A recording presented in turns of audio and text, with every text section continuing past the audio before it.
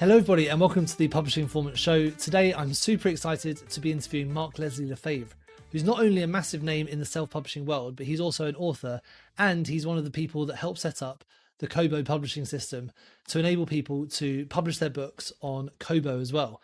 Now, Kobo is kind of like a competitor to Kindle. You've probably heard of it. You might have seen it in WH Smith or in other bookstores or in the airport, but it's actually a really good platform, and it's bigger in some countries than Kindle is. So it's not a platform that you should be ignoring. In this session today, we're going to be doing a bit of a deep dive into exactly how you can get going with Kobo, some tips and tricks for how you can make your book stand out, and much, much more. So enjoy the show, and hopefully we'll speak soon.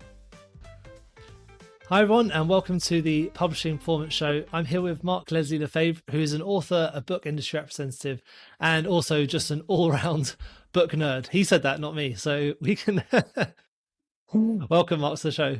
Hey Teddy, how you doing? Yeah, I'm good, thank you. Yeah, welcome. Thanks for joining. I really appreciate you spending your time here. Did you always want to be a writer?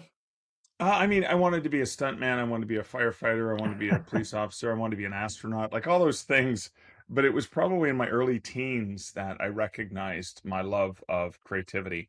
Started off with little doodles, little stick figure cartoons that I would write. Yeah. And then it was probably around the age of 13, 14 that I first discovered typewriter in the back of my mom's closet under a dust cover. And I just remember, because I did like story and telling the story, and I remember using the typewriter to do, I did a full page of words that I typed. Is this like a manual one, like a clicky clacky? Yeah, manual Underwood typewriter, like just, and it was just so like my little fingers, right? Because I was a little skinny guy and I had to really lean into it. And by the time I was 15, I'd actually written my, started writing stories. I had submitted my first story for a contest, CBC Radio, kind of like BBC, but Canadian. So that sort of quality. And I realized they're not going to want a horror story. They definitely let me know they did not want my horror story. So that was my first rejection. So I've kind of knew I wanted to be a writer from my early teens, and I started taking it seriously around the age of 14, 15. Right, okay. And have you still got that first story that you sold?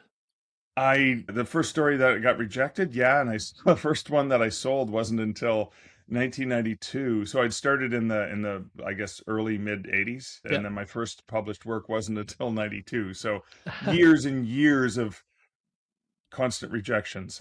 So I have amazing. Yes, I have folders filled with, I still have the notes and all the things, and most of the rejections that I received too. I spoke to Kevin J. Anderson last week, and he said he was threatening to release his first story one day. But and he read it. He read the first story at the master's program in Western in July this summer, right, to the audience, just so they could see that. And I think he wrote that when he was 14 or something. Yeah, something like that. Yeah, amazing. Now we'll start with your fiction books. So your fiction books are mostly in sort of in the horror category, aren't they? So yeah, was it always horror you wanted to write about? Yeah, I was a skinny little kid, afraid of everything, afraid of the dark, afraid of the monster under my bed and the one in my closet, though. Definitely there was one under the stairs, so when you come running upstairs, you had to go really fast so the monster didn't grab you. And I think my imagination always went to the dark places. It always wanted to know, well, I can't see what's in that dark corner. What if there's something there?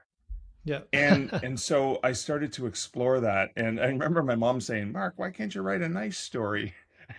She read Harlequin romances. That was her fix, right? Like she read like a book or two a day, and she loved that genre. But it was, I was always drawn to the dark side for some reason. No, I mean, most of the stuff that I write now, it's funny. I haven't really gotten back into horror because over the last 5 or 6 years, I've been writing an urban fantasy series. And that's been taking a lot of my fictional time. Every once in a while, I'll stick a horror fiction short story. But I'm just in the process of re-releasing the first book I ever published, One Hand Screaming. I've got like a triple-sized expanded edition, 20-year anniversary version of it. And it's been so fun to dig back into my horror. Because just for that one, I'm only using my horror pieces, not the other short fiction that's more speculative and general in nature. Right, okay. And this is all in the Canadian Werewolf series? Well, the Canadian Werewolf series is the urban fantasy series. And again, it's not it's kind of funny. I was talking to someone at a horror con I was at this weekend, and I said, "Well, it's not really horror. It's humorous urban fantasy because it's kind of funny that the guy wakes up naked with a bullet in his leg and the taste of blood in his mouth, and he has no idea what's happening, and he's trying desperately to because he lives in Manhattan, trying desperately to scramble to find any discarded clothing." So he's naked, and it's embarrassing. And he's more of a superhero because he has enhanced powers. So I was like, but it's not really horror. He's like, yeah, well, the guy's he turns into a wolf. I'm like, yeah, but it's not like this dangerous werewolf, half man, half human that goes around and terrorizes people. Calling it horror, I mean, calling it horror because there's a werewolf in it, sure. Calling it horror because there's some really nasty bad guys in it, Yeah. based on Hitler's desire to create a super race and some of the paranormal stuff. I read an academic text called Hitler's Monsters a few years ago. That Right. was Okay. 800-page academic text about the Third Reich and all of the paranormal stuff they did, all of the mysticism and and it was like, wow, they were really trying to really make werewolves and other creatures like that. I didn't know that. That's Yeah, it yeah. was Because I love the fascinating. Yeah. yeah. Well, because I love the Second World War, that kind of historical fiction. That's my thing. My favorite sort of genre to read Yeah, well, about. look up the book Hitler's Monsters. It was done by an academic press, so I mean, it's relatively dry in that it's very academic in nature, Yeah.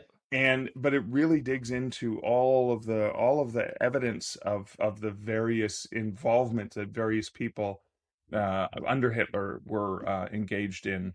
Kind of like when you hear about Arthur Conan Doyle and the escape artist. I'm drawing a blank. The most famous escape artist in the world, Houdini. Houdini. You know, that they were really involved in sort of paranormal stuff and wanting to do seances and things like that. Right. Okay.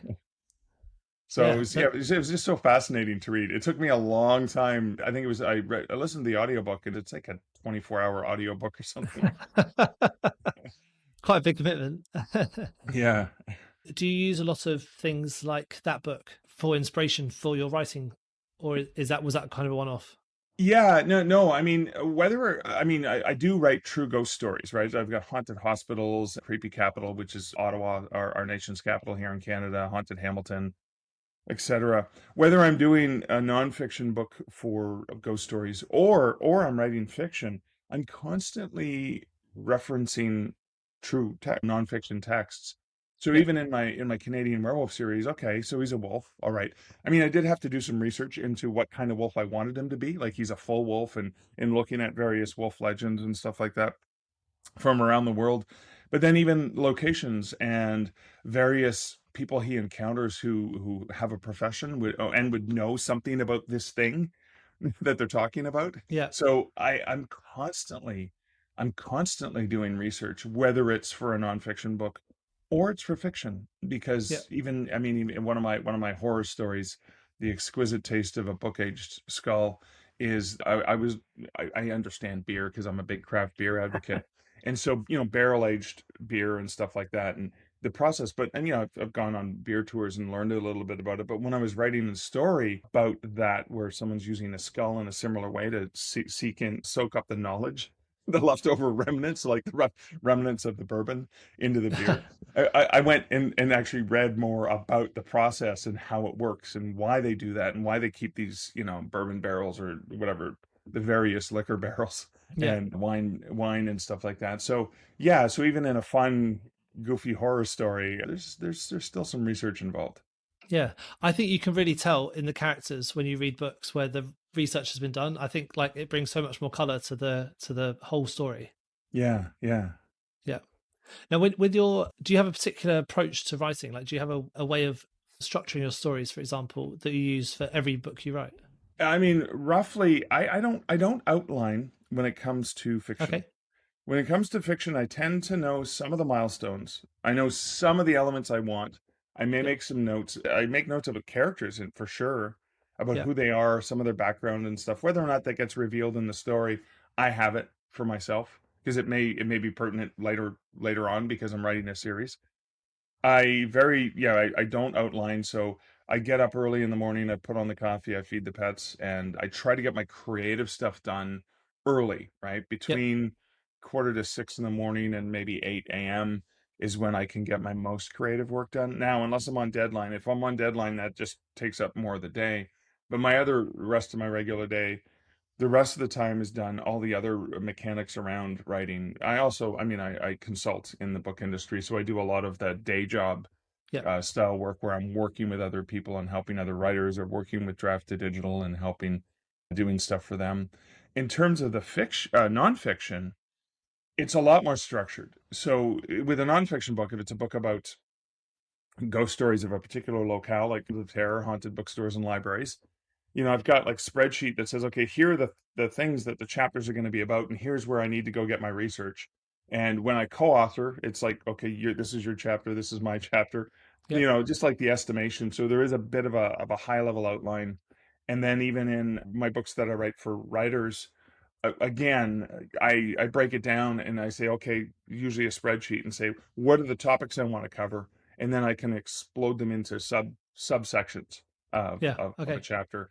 And yeah, so it's the nonfiction really demands more of that structure. The fiction, it's as Dean Wesley Smith says, I'm more writing into the dark with an Right. Okay. idea of where I'm going to get to. Yeah. Hopefully, sometimes it changes, but for the most part, the end is kind of what I envision, or the end is a natural evolution of what the characters decide while they're in the moment. And Right. it's funny, I often just let them decide. It sounds weird, but it's like, I wouldn't do this, but this is what they might do. Yeah. So if you're doing it that way, do you have to do quite a lot of editing at the end to make sure that what you've decided makes sense? Like the decisions make sense for what the sort of character and what it fits into Yeah, the well, wider that's story. where the developmental part of the editors that I work with, that's where that really comes in. The last project I did fiction wise was really intriguing because this was a self-published title, so I delayed the release and I messed a few things up. And my editor was getting my chapters in this story that I was making up as I was going along every day. At the end of the day, they were on the West Coast. They were three All hours right. behind me. So every morning I would write the next chapter. They would get it. They would edit, make comments, Okay. ask questions, say, well, but what, but, and actually help remind me of the things I screwed up because it wasn't outlined. Yep. And then Yep. every day I did that, and that's how I got that book done, because I needed to get it done to deadline. And it was such a fascinating process because the editor was helping me in the process of me making it up. So based on their reactions to certain things, like, oh, they really like this, I'm going to do more of that. And Yeah. that Yeah. was a really unique way to discover something. That's amazing. I've never even thought about writing a book in that way, where you've got the editor sort of along the sort of journey with you. I mean, I don't know, Yeah, I don't know I how. did that a few years ago with a horror novel, I Death, or the first third of the novel anyway. I did it on a blog, rolled out Right. in real time because it was a journal. Was that epistolary? Is that the word that you use for when it's a journal for form of I'm not sure. storytelling? And it was over 9 months, and it was a suicidal teen who thought he had a death curse. Everyone he got close to died.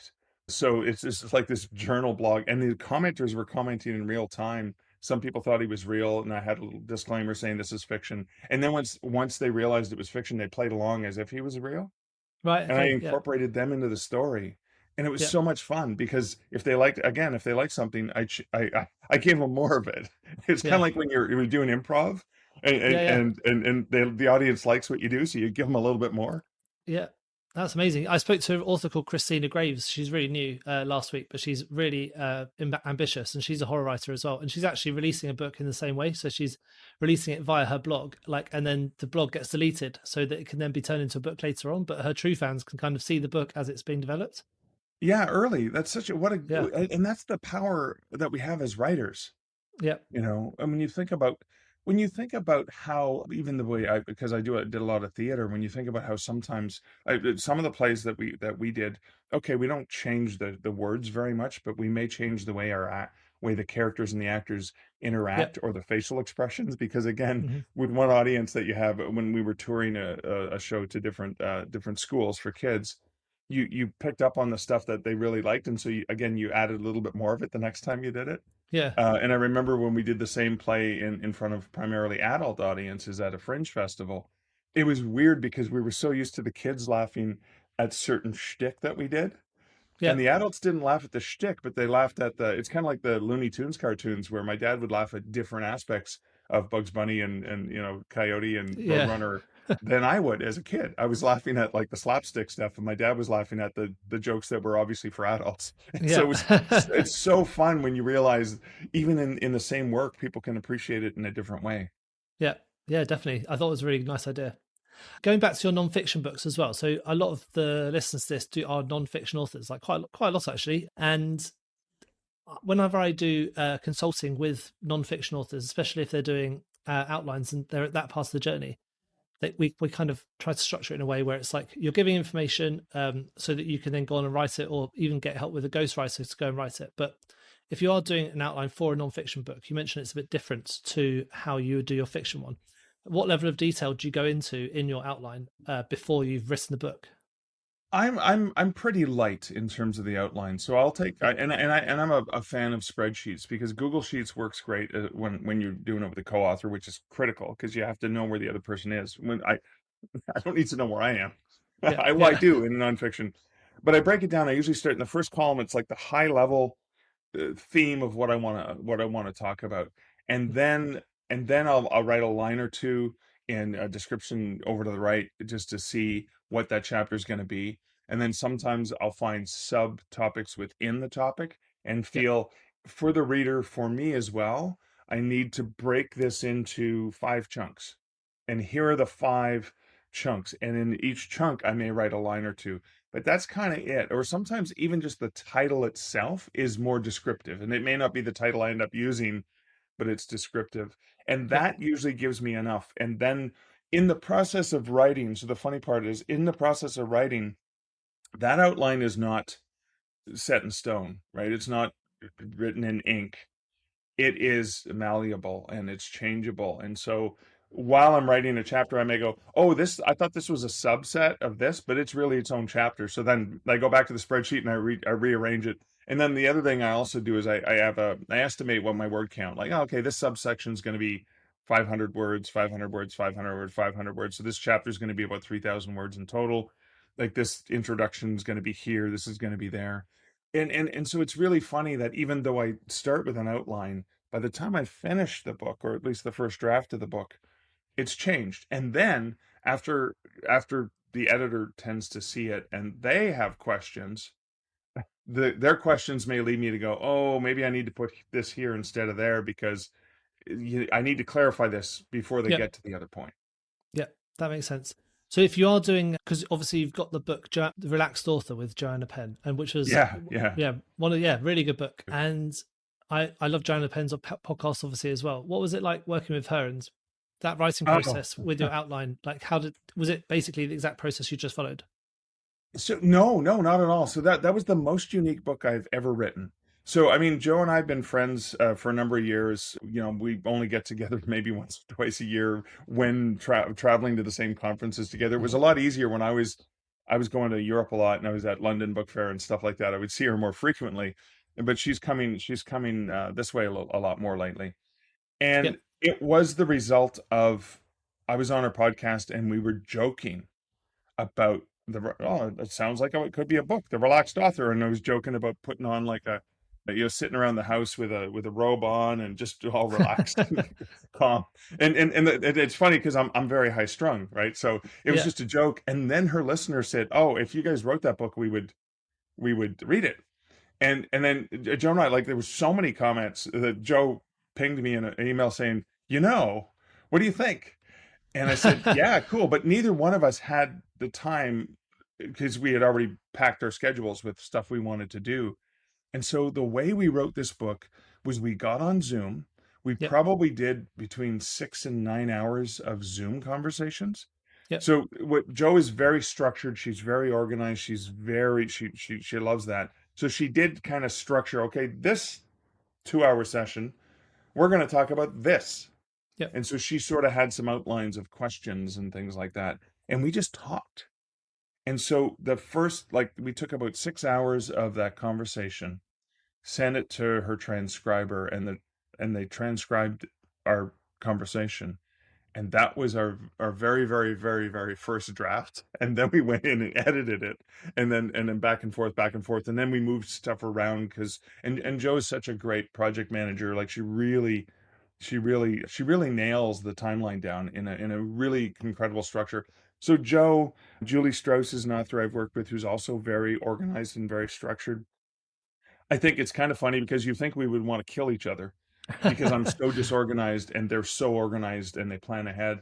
But I mean, I learned through somebody I respect, I learned why this is a good thing. And it actually made me a little bit more organized in my approach. So Yeah. so the goodness and the organizational skills of people like Joanna have really rubbed off on me in a really positive way. That's funny that she's that organized, because in my head she's really, really organized as well. So it's funny that in real life Yeah. it's exactly the same. Oh no, she's really on top of things as Yeah. well. Whereas I just kind of show up and go, okay, You're a pantser. That's one of the literary terms. pretty Yeah. much seat of my pants. That's kind of how I live my life. Yeah. I know. Just going back a few minutes, you were talking about your like daily routine. Was that something that you purposefully implemented, or that you learnt from like reading a particular book, or is it just something that just works for you?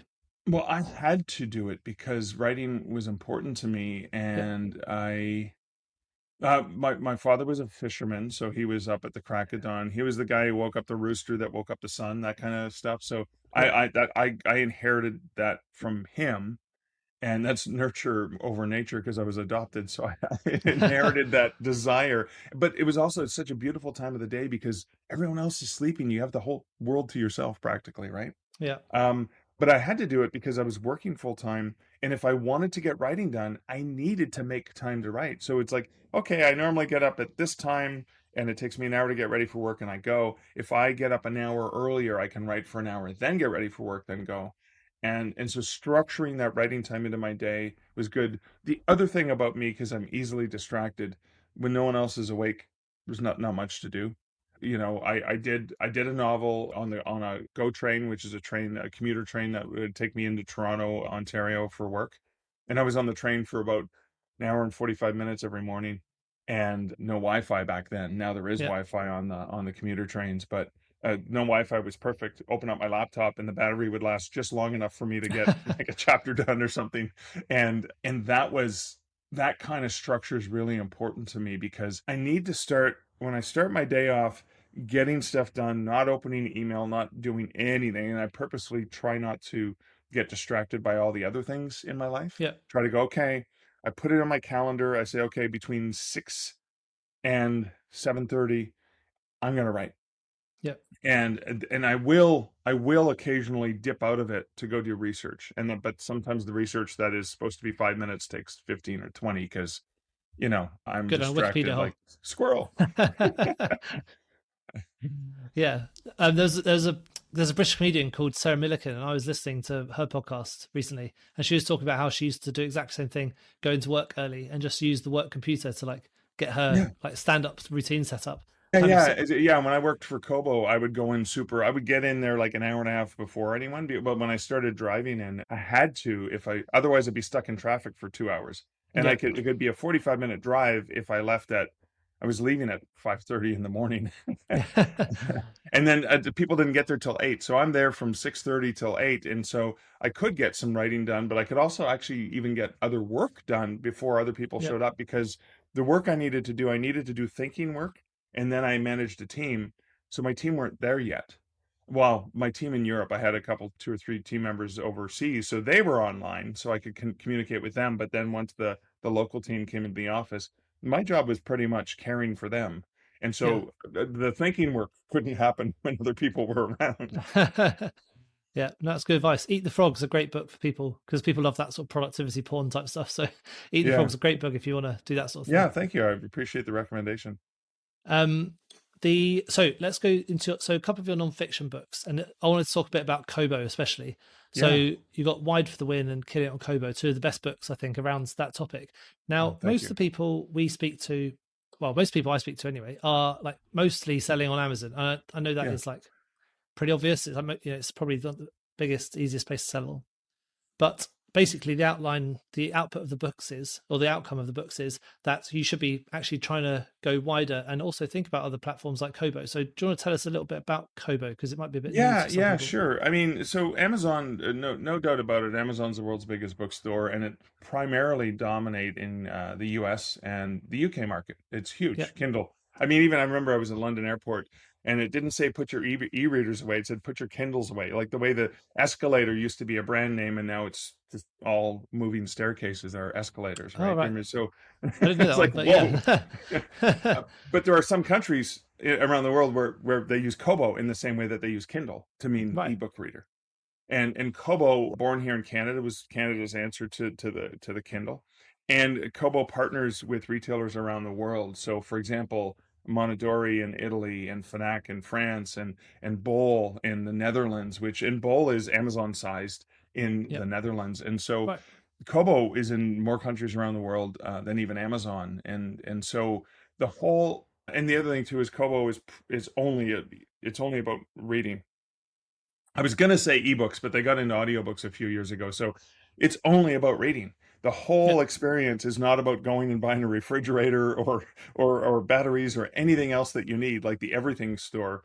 So it's the only major company that's worldwide that's focused on reading, right? Amazon is the everything store. Google and Apple are primarily tech companies selling devices Yeah. and software. And so Kobo is the only other one. Like there's Barnes and Noble, but it's limited to the US. And Kobo's the only company that's really focused on just reading. It's Right. Okay. primarily about reading. And they also have some great partnerships. So with Overdrive, which is a library distributor, you can get your books right into Overdrive via Kobo Writing Life, the self-publishing platform, and that's just an easy pathway into the other markets. I also leverage like draft to digital for distribution as well when you don't want to go direct to some other platforms, to also get into other library platforms. And the thing about Wide is my version of Wide is not just Amazon versus five other retailers. Yeah. My version of Widen is very inclusive of all the options. Working, and I do work with traditional publishers for some of my books, but selling direct and taking advantage of things like Patreon and Kickstarter Yeah. and other methods of storytelling that go way beyond just putting your book up on a retailer. Because I think we have an opportunity as writers to directly connect with readers like no other phase in the history of writing and publishing. Yeah. Yeah, that Kickstarter stuff's really interesting. I've spoken to a couple people now. Kevin Anson was one of them. Kevin J. Anson, sorry, was one of them I spoke to. He's releasing his newest book on Kickstarter. Really interesting. Yeah, Um, yeah, but with Kobo, compared to like in terms of like royalties, distribution, and that sort of thing, compared to Amazon, yeah. what's that like? Well, actually, it's better. So Yep. Kobo Writing Life is the self-publishing platform. Now, I was hired by Kobo in 2011 to come up with a solution for self-publishing, and in 2012, in the summer of 2012 at Book Expo America, we launched Kobo Writing Life, which Yes. which was what I think was the first author-centric, beautiful, user-friendly. So Smashwords had been around from the beginning. I'd used it as an author, KDP and Smashwords I'd used, but Kobo Writing Life was better and friendlier and easier to use and to navigate. And I think that's because it was designed by a no, oh, I mean I'm the non-tech user. The tech guys did all the hard work, but I'm not a technical guy, so I needed it to be simple. Um, even looking at the contracts and stuff like that. I mean, the contract, I looked at all the contracts and then I put it in proper English for us humans, not lawyers. And then I had the lawyerify it as well. But then I had to help work with her to please simplify it. Nobody reads the terms, but it was important for me that the terms be relatively understandable Yeah. for the layperson. But so the other thing too is and Kobo set the standard that there's no cap at $9.99. So with KDP, you have a price window of $2.99 to $9.99 to get your 70%. Now Kobo started the trend, I believe, of not having a price cap. Yep. And none of the other major retailers have a price cap. Amazon's the only one that forces you to make your book cheap. Yeah. Like inexpensive. The other thing too is here's the other thing people don't know is Amazon never actually gives you 70%. They say they're going to give you 70%, but they never give you 70% because penalize you based on the size of your ebook because they have the whisper, like they have a free Wi-Fi that they provide, so you can always stay connected on your Kindle, Right. and Okay. the author pays for that, Right. because they take the depending on the file size of your EPUB, Yeah. they take whatever. I was actually looking at a book recently, and I think I'm making 62% from Amazon, not 70% because of my file size. So, Right. um, Wow. so yeah, you always get the 70% so long as you don't price below 2.99 Right. on Okay. Kobo. And so your books, I'm guessing, are all published on Kobo. But they're also on Amazon too. If Yeah, you are yeah. both, So I will sorry, go on. publish directly to Amazon. I usually publish directly to Kobo because I'm a little bit partial to it. I am Canadian, and Kobo is more popular here in Canada than Kindles. It'd be more Right. likely if you see somebody on the subway or on the bus or whatever.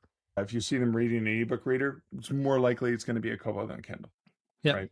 So not that Amazing. Kindles don't exist, but I got sidetracked here. What was I supposed to? What question was I supposed No. to answer? Oh no. Is we're talking about you publish your books on Kobo. Oh yeah, Yeah, yeah. So but I go also on direct to Amazon as well. those Yeah. two. I go direct to Google Play Partner Center, Google Books Partner Yeah. Center, and then I typically use Draft to Digital to get into Apple, Barnes and Noble, to Tolino in Germany, Viblio in France, and a whole bunch of library platforms as well. Hmm. So Right. I tend to leverage four different platforms for distribution. Then I use BookFunnel for example, to deliver books directly to people who Yes. buy stuff directly from me. Book Fun was amazing. Yeah. I'm chatting to the guy soon, I think. Good, The good. You're guys gonna from, love that. Damon's just fantastic. yeah, really good. So if you are publishing on Amazon and Kindle, is there anything you need to bear in mind or any rules that you need to follow in order to be published on both? Yeah, so a couple things I think that are really important is, I mean, I never check off the select KDP select box, which makes your books exclusive, because if you do, you're locked in for 90 days and you cannot sell your ebook anywhere. It can't be available on any other retailer, can't be available in libraries. You definitely can't sell it yourself. So that's something to be aware of. The other thing is, for authors who have series or they have larger books or maybe nonfiction academic books, and you don't want it to be below 9.99, with a box set, for example, on Kobo, on Google, on Apple, on Barnes and Noble, I can have let's say it's 6 books in a series, and they each sell for $5 US. We're both not in the US, but we probably speak US a lot because the Yeah. industry is driven by a lot of major retailers. So that would be 6 times 5 is 30, right? That was what the books would cost on their own. So making that book available for $21.99 is a good deal. But at Amazon, you're going to get penalized, and they're going to give you 35%, but every other retailer is going to give you 30. So when I do the big box sets where the price is going to go beyond 9.99, I don't put that box set on Amazon. Yeah. You can still buy all my books separately, and Amazon Yeah. does make it so easy. They have a great, a page where you can click one button and buy all the books, and they usually offer some sort of discount. So they do that work for me. I'm not penalizing Amazon customers, but I would be penalizing myself if I put that $21 book up on Amazon. So those big expensive books I publish everywhere except Amazon. Again, I'm not removing any content it's not available to Amazon customers. It's just not available in that particular price package format. Right. Yeah. No, that makes sense. When you now with you are obviously working with Kobo a bit, so because you set up Kobo's Writing Life. Yeah, What? yeah. I worked there for 6 years. Yeah, I left Kobo 2017. I still love them to death, but I still use the platform. Yeah. Yeah. What is the Kobo Writing Life? What is Kobo Writing Life? Yeah. Yeah, so it is like Kindle Direct Publishing. So KDP, Kindle Direct Publishing, is where you publish on Amazon. If you go to kobowritinglife.com, or if you go to kobo.com and you scroll down to the bottom where you look for, self-publishing, you'll find the portal into Kobo Writing Life. So it is just the direct portal. It's a dashboard. It is a beautiful experience. You can convert your Word document for free. I mean, the conversion tool is not as good as Draft to Digital's or Amazon's, for example, but it's pretty decent if you've never done it and you don't want to like take the EPUB. You can make an EPUB on Draft Digital, download the EPUB, and then load it to Kobo, for example. Yeah. But one of the things I love the most about the dashboard, and this is on the classic dashboard, which you still have access to, is it was the first retailer to show you a map of the world and where in the world your book sold, because Kobo is so international. Right. And, so obviously Canada, Australia, New Zealand, South Africa, the Netherlands, Italy, Spain, all of these countries, you can see, wow, I primarily sell most of my books in the UK and the US on Amazon. But then if I want to reach outside, it's Kobo and Apple, most likely, and Google, where I'm going to reach audiences outside. And again, even smashwords.com, which you can get to through Draft to Digital. Smashwords, again, was the first platform that was available in every country in the world. And Amazon's not. It's only available in about maybe 20, 25 Yeah, countries, right. which is pretty good, but it's not the whole world. So there are customers out there that aren't going to find your stuff. And I think I know the folks who created Draft to Digital were inspired by the Kobo Writing Life dashboard and Yeah. how simple and intuitive it was. So they set about to make a platform that was just as intuitive. So that was I mean it's a real honor when you've designed and created something and somebody else mimics it, because imitation is the most sincere form of flattery. Yeah, definitely. Now, you also do a lot of consulting alongside your writing at the same time. So, what sort of consulting would people want to be hiring you for? So, I mean, I will basically, I love focusing on mindset. I love focusing on setting and understanding your goals, your target audience, and plans, and working with authors on better understanding the business of writing and publishing. There's a few things I won't do. Is I'm not going to read somebody's manuscript and advise them. I'm not a good developmental editor. So Yeah. that's not my forte. I'm not going to be able to help you with that. I'm a slow reader too, so it's going to take forever anyway. So you may as well go with somebody who's good at it. And then the other thing I don't do is, while I advise on marketing and promotion strategies and stuff like that, I don't market for you. Like, I'm Yeah. not going to go and say, "Oh, I'll do an Amazon ad for you." No, no. So those are some of the things I don't do, but I do love working with authors and just kind of getting inside where they want to be and what they want to do and advising them. And the thing that frustrates me the most about this industry is this isn't a case of, oh, I did it, you can do it too. Because the one aspect, no matter, and I work with authors where I look at their stuff and they're saying, hey, I've got this is my product. I've got the series. I've been publishing it for a few years, and I need to see where I'm going wrong. And I look at what they've done. I look at the covers; they're completely on point for the genre. I look at the descriptions and the sales copy; it's magnificent. I look at the reviews they've received from the people who've loved their stuff. I look at everything they're doing. I look at the price points. I look at the structure, the release strategy. Is it killing them? Like, are they on a treadmill they're not going to be able to sustain in the long term? And I go, I can't find anything wrong with what you're doing. You just have to keep doing it, because the one thing we can't control is that luck, right? You can have like a dozen authors all doing the same thing, writing the most magnificent books. They're polished, they're edited, they're perfect, and one of them gets lucky and is suddenly a 6 and 7 figure author because something that they couldn't control happened. And I think what frustrates me a lot is sometimes somebody where that happens, they make the mistake of thinking, oh, it was that thing I did just before I got successful, so now I'm going to sell that to everyone as the Yeah. one magic bullet it's going to change everything. Well, Yeah. I've been in the book industry since 1992, and I've been writing for, I mean, 40 years. And fortunately, I've never had that magic bullet stroke of luck. I've had a long, slow, steady, continually increasing and sometimes decreasing, as it comes and goes, the territory. So I recognize the value of persistence, patience, and practice as three of the hallmarks of Yeah. of success for authors. Yeah. Brilliant. And so, with marketing, are there any particular marketing tactics that you've been using recently that have been particularly successful? Yeah, so the tactics that I use that tend to work the best tend to be a temporary price drop, 99 cents or free, through the paid promotion newsletters like BookBub, Written Word Media, Fussy Library, like all of those various platforms Yeah. that are available, and the wide ones, not the Amazon only ones. That's a tactic that works really, really well. Free first in series is something that still works. I tend to only do it in limited chunks. I don't try not to do perma free as well, because I do know from my work at Kobo that most people who take a free book will never open it. It's Yeah. a confirmation bias thing. It's like, I'm going to grab it because it's free, but I don't care. I But can if I had to confirm that pay at that is least true. 99 cents, at least Yeah. 99 cents, confirmation bias is going to be, more likely to read it because Yeah. I actually had to invest in it. So you don't get as many people downloading it, which gets us all excited because we trend and, oh, I'm in the top 10 or I'm number one. Who cares if nobody reads it? Yep. Because basically, the stats show that less than 3% of people who ever download a free book read it in the first 6 to 9 weeks. So you have to remember that. So regularly doing the promotions sometimes reminds them they already have the book on their Kindle or their Kobo or their Nook or whatever they're reading it on. The other thing that I think a lot of writers miss is they get so excited about wanting to get into the selling part and the marketing that they forget that they should be marketing to a very unique, exclusive group. And I'll give you an example, personal example.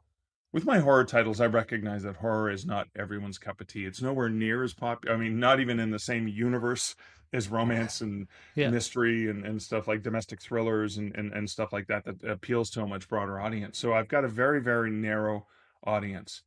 I travel with a skeleton, for example, Barnaby Bones. So I've got Barnaby Bones beside me. So you come to a bookshop and you see me sitting there with a skeleton, and I got my skull shirt on and whatever. If you're not a horror guy, you know to avoid making eye contact with the crazy bald guy, right? You know that's not your cup of tea. You're off. You're like, okay, good. I got my note. This is not for me. But for people who love the macabre, they come rushing over. It's like a beacon. It's like, come on Yeah. in. I'm your guy. I got you covered here. This is your cup of tea. Yeah. And I think focusing on the niche more and letting, like, just focusing on that area that, if I go to a conference and somebody comes in and says, hey, tell me about your books. And it's like, well, what do you like? What do you, because I do write a lot of different things, nonfiction, true ghost stories. I have urban fantasy. I have horror. I have books for writers as well, right? So I have, Yeah. and even just sort of You're Twilight wide. Zone-ish sort of, yeah. And I even have some family friendly stuff, just speculative fiction. So they tell me what they like. If they say, "Oh, I really like historical romance," I'm like, "Well, tell you what, you're wasting your time talking to me." But, and this is an important aspect that writers forget about. We're all in this together. It's like I don't have any historical romance. Like the closest I get to history is my true ghost story books because you can't tell a good ghost story without history. But if you want historical romance, oh my God, I got a friend. I was chatting with her earlier today. She's at the table just over there in the corner there. You got to go talk to her. She has the best Yeah. as well. Because here's the thing about that. What I did is I helped that reader connect with the right writer instead of me. Instead of making a single sale that's she's never going to read and she's probably going to have a bad taste in her mouth, connect her to the right person. And then maybe if she's talking to another friend who goes, yeah, I'm really looking for something spooky and scary and something great for Halloween. And she's like, oh, I was talking to the bald guy with the skeleton over there. Go see him. You know Yeah. what I mean? Like that's indirect marketing by providing value to a reader that has nothing to do with your books. Yeah. And I think we get so hung up on I want to sell my books, I want to sell my books that we forget it's really about pleasing the reader and giving the reader something of value. And if we Yeah. can focus on the reader first when we think about our marketing, we're more likely to get a win. Even if it's not a short-term win, but the longer term win. Yeah. Yeah. That's great advice. And I love that you dress for the job that you want, really digging into that horror, that horror That's look. right. Yeah. And a lot of people go, but you're so nice. I'm like, yeah, it's therapy. I just put all of my anger and everything into the horror. Yeah. Also, you don't know me that well, so I might not be as nice as I look. Yeah, that's right. Yeah, it's like, Well, thanks so much for today. I think people can get loads out of listening to this today. Now, I think if people want to get in touch to speak to you about your consulting, where's the best place to get in touch with you? yeah, if you go to markleslie.ca, there's actually a thing that says consulting, and I'll do a free 20 minutes with anyone. You book a Zoom session, and if we can answer your questions and solve your problems in 20 minutes, I am so happy because Wow, maybe I saved you endless hours of pain, or worse, having to pay for something that you're not sure of. And then if you like me and I've offered you some useful advice, then I do charge for hour-long sessions, and we can do a longer term work together. great. Yeah, that's so generous to offer the free 20 minutes. And that's just like through your website, markleslie.ca, isn't it? Yeah, that's right. Yeah. Yeah, brilliant. And then you're also on Readsy as well. So a lot of, you've got to be good to be on Readsy. Yeah, So yeah. yeah, I think I put a pause on the Reedsy only because I had way too many tire kickers, and it took me a lot of time because when someone put up an RFP, I actually looked in, and I probably spent 45 minutes trying to come up with something custom for them, and I realized I was wasting hours and hours, and most of the people were just kicking tires and weren't really serious, and I was like, I don't have time for that, unfortunately. So it's easier for me to give people 20 minutes of my time. than it Great. is to waste time coming up with something for them and then not getting a gig out of it.